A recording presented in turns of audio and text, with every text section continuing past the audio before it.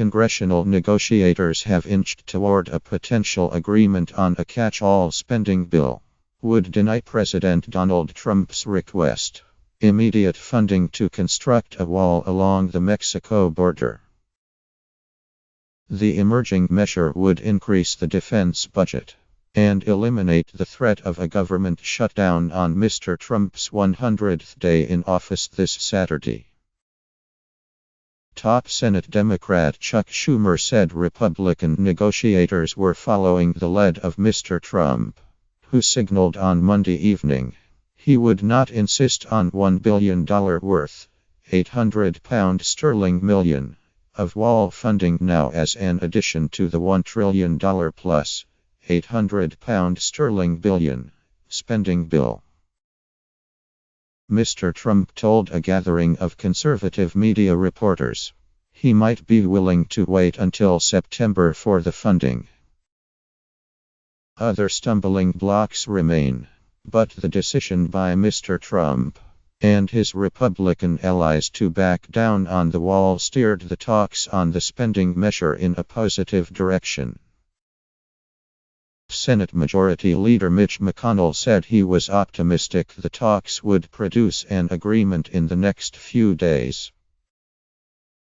An existing temporary funding bill expires on Friday at midnight, and all sides anticipated that another stopgap measure would be required to buy time for the House and Senate to process the massive spending bill, which would wrap together 11 unfinished agency spending bills through September.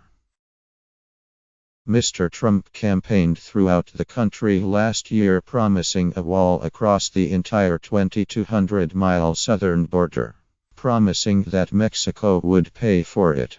But while the idea is a priority of Mr. Trump's most fervent supporters, it is resolutely opposed by Democrats and even many Republicans, who see it as wasteful, and who prefer other steps like new technologies and additional border agents to curb illegal immigration. I support additional border security funding, said Senator Lindsey Graham, a critic of Mr. Trump who dined with the president on Monday at the White House. But a 2,200-mile wall, I don't think there's a whole lot of support for it.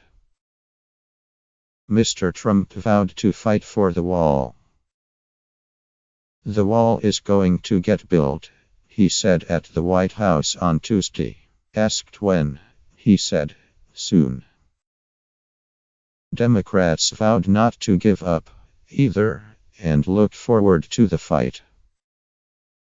It's not a negotiation, Mr. Schumer said. No wall. Meanwhile, Mr. Trump appeared poised to procure about $15 billion, £11 6 billion, to boost the military.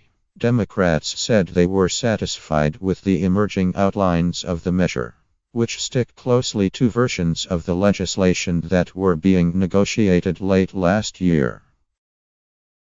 Senator Patty Murray observed, Republican negotiators have simply ignored a roster of $18 billion in extreme cuts offered by White House Budget Director Mick Mulvaney to lower the measure's cost. The measure would also maintain foreign aid accounts that Mr. Trump has targeted, along with a series of grant programs popular with politicians in both parties, such as community development block grants.